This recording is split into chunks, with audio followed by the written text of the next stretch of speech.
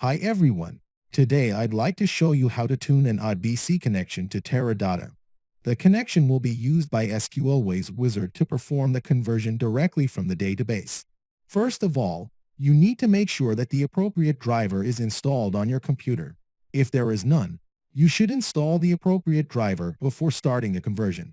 First, download the version of the Teradata client, GSS client, ICU libraries, and ODBC driver. Run the GSS setup file and choose the language. Click the Next button and navigate through all the pages of the installation wizard. Read and accept the license agreement. Start the installation by clicking the Install button. Once installation is completed, click Finish to exit. Now, run the ICU library setup file. Click the Next button and navigate through all the pages of the installation wizard.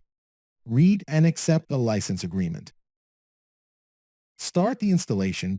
Click Finish to exit after installation is completed. Following that, run the ODBC driver setup file. Choose the language.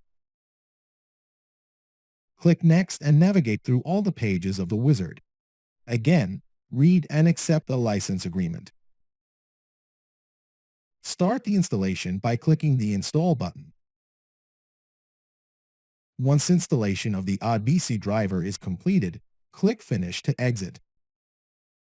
Next, we need to configure the ODBC connection in the ODBC Data Source Administrator. Go to the System DSN tab and create a new data source by clicking the Add button. Select the Teradata driver from the list and close the window by clicking Finish. In the window that opens, configure the credentials. Click OK and verify that the newly created ODBC connection is displayed in the list.